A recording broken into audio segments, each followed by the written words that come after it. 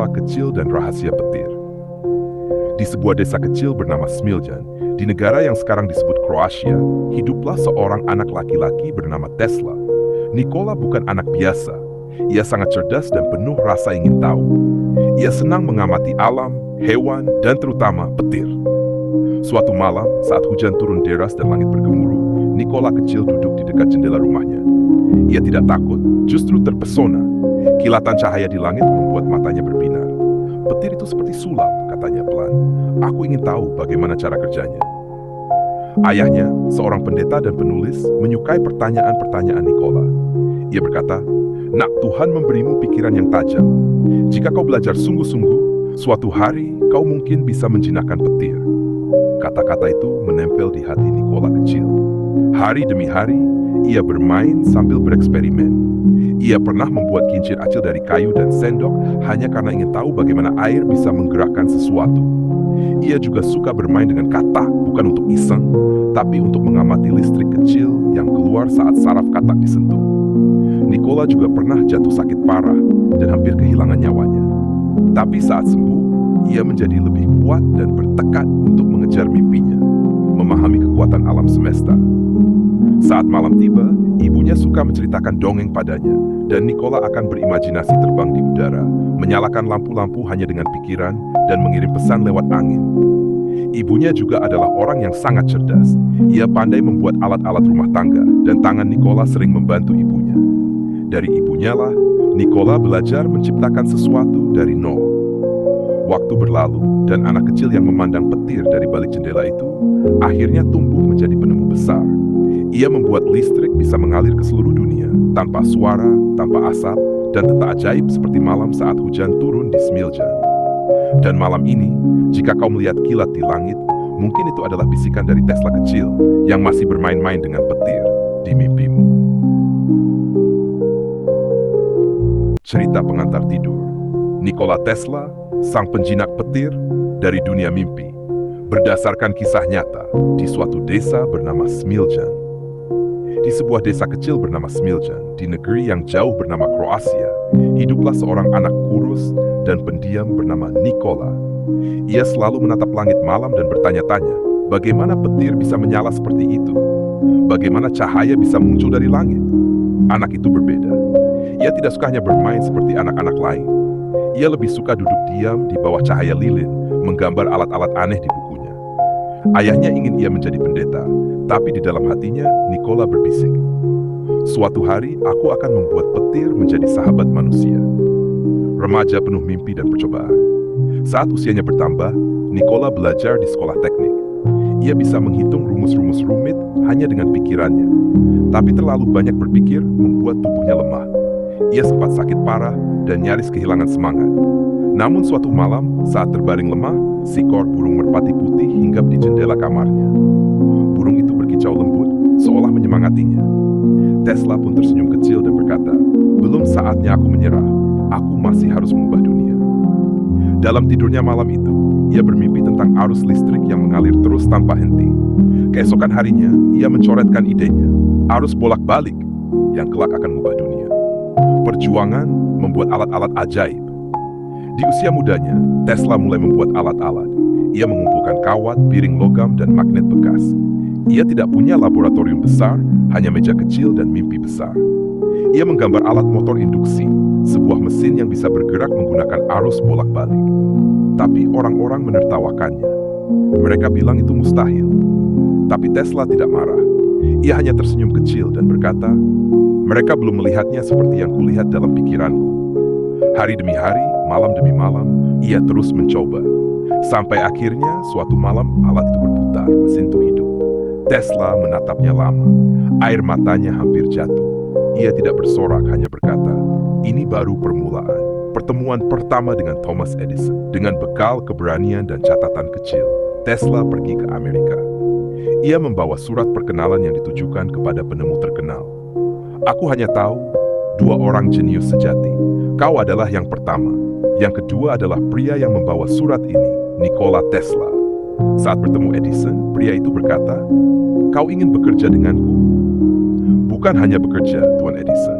Saya ingin membantu membuat listrik menjadi lebih baik untuk semua orang." Edison menantangnya memperbaiki dinamo miliknya. Jika berhasil, katanya, Tesla akan mendapat $50. Tesla bekerja siang dan malam. Ia berhasil. Tapi saat menagih janjinya, Edison hanya tertawa.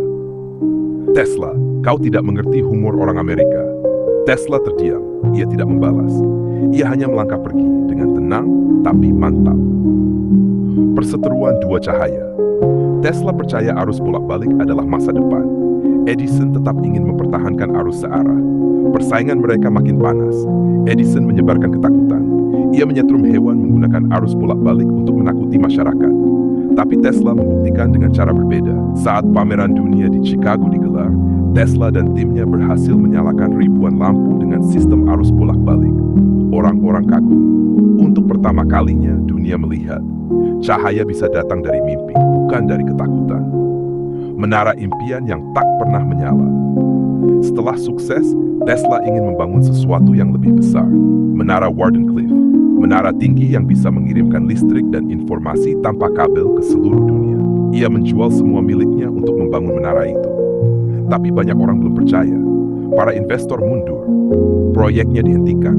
Menara itu berdiri sepi, tak pernah selesai. Tesla hanya menatapnya dan berkata, aku belum gagal. Dunia hanya belum siap. Hari tua yang sepi, tapi penuh cahaya. Di usia tua, Tesla tinggal sendirian di kamar hotel di New York. Tak ada laboratorium, tak ada alat berkilau. Tapi pikirannya masih penuh mimpi. Ia memberi makan burung-burung, terutama seekor merpati putih yang ia cintai. Saat burung itu datang, aku merasa tidak sendirian. Ia hidup sederhana, tapi hatinya damai. Dan suatu malam yang sunyi, di usia 26 tahun, Tesla tertidur untuk terakhir kalinya.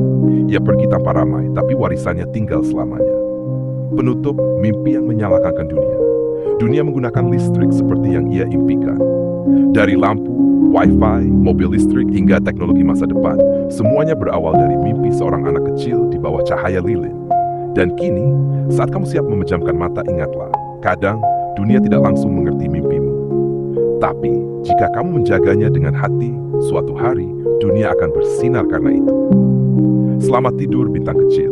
Mimpimu malam ini mungkin adalah cahaya bagi dunia esok hari.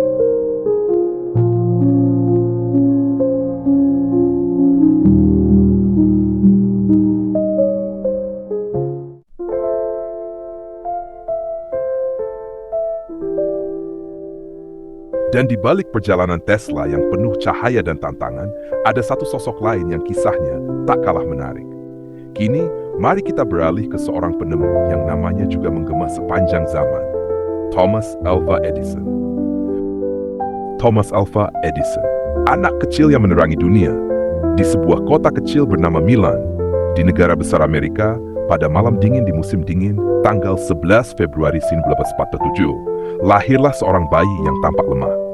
Tubuhnya kurus dan kecil, tapi di dalam tubuh mungil itu tersembunyi semangat sebesar matahari. Namanya adalah Thomas Alva Edison. Sejak kecil, Thomas tak seperti anak-anak lain. Ia sering sakit. Ia juga mengalami gangguan pendengaran akibat demam tinggi saat bayi. Suaranya pelan, matanya penuh tanya. Tapi justru karena tak banyak mendengar, ia lebih suka memperhatikan. Ia memperhatikan bagaimana air mengalir, bagaimana cahaya lilin bergetar saat angin berhembus. Ibunya, Nancy Edison, adalah guru yang sangat sabar dan lembut.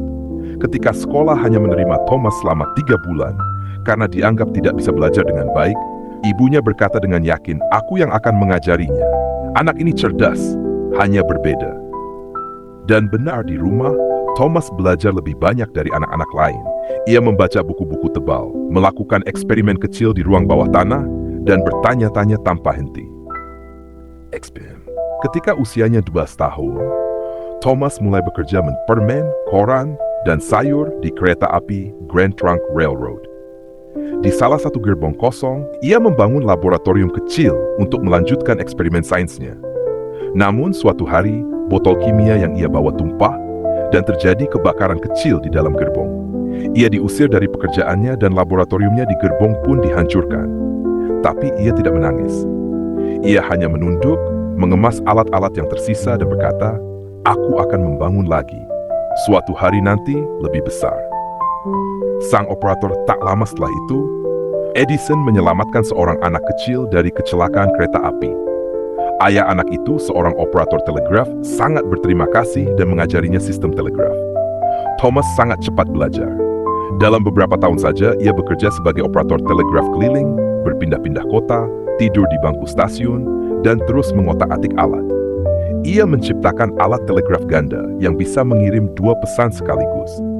Dan pada tahun 1999, ia pindah ke New York, hidup dalam kemiskinan, tidur di kantor telegraf, dan menciptakan printer harga saham otomatis.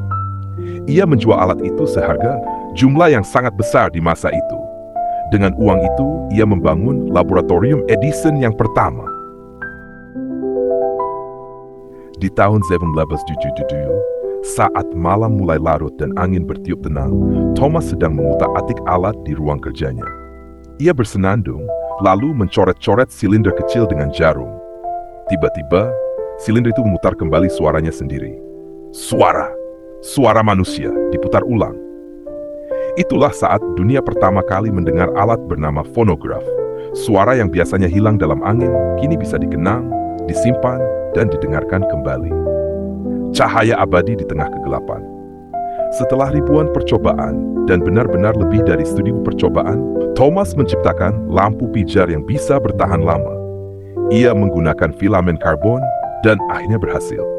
Pada tahun 1879, lampu itu menyala tidak padam dalam hitungan detik seperti sebelumnya. Malam itu, Thomas memandang nyala kecil itu dan tahu dunia tidak akan pernah sama lagi. Tangis dan cahaya bukan akhir. Di tahun 1880-an, Thomas bersikukuh bahwa listrik harus menggunakan arus searah DC.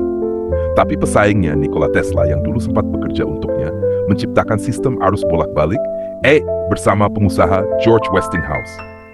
Thomas mencoba melawan. Ia bahkan menyewa orang untuk mengeksekusi hewan dengan arus AC hanya untuk menakuti masyarakat. Tapi akhirnya dunia memilih AC karena lebih efisien. Meski kalah, Edison tetap melangkah. Ia terus mencipta dan memimpikan masa depan. Studio film dan sahabat sejati. Tahun 1993, Edison membangun studio film pertama di dunia bernama Black Maria. Di sana, ia menciptakan film pendek pertama, orang menari, atlet bertinju, bahkan badut yang lucu. Ia juga bersahabat dengan Henry Ford, pencipta mobil Ford. Mereka sering berjalan-jalan bersama di masa tua, berbagi mimpi, dan tertawa tentang hari-hari muda mereka. Kebakaran dan keteguhan tahun 1914, saat Edison sudah tua, laboratoriumnya terbakar hebat. Api melahap ribuan penemuannya. Saat putranya panik dan bertanya, "Ayah, apa yang harus kita lakukan?" Edison hanya tersenyum, "Ajak ibumu. Ia tak pernah melihat kebakaran sebesar ini. Besok kita mulai lagi." Akhir yang damai. Pada tanggal 18 Oktober 1931, Thomas Edison menutup matanya untuk terakhir kalinya di usia 84 tahun. Banyak kota mematikan lampu selama 1 menit sebagai penghormatan kepada pria yang membuat malam-malam kita penuh cahaya. Penutup dan malam ini, ketika lampu di kamarmu menyala lembut, ketika suara musik kecil mengalun dari speaker, ketika kamu membaca tulisan ini dari layar. Itu semua karena seorang anak kecil yang dulu sering ditolak, sering gagal, dan tak pernah berhenti bertanya, Thomas Edison. Selamat tidur ya. Dan ingat bahwa nyala kecil bisa menerangi dunia jika kamu tak pernah menyerah.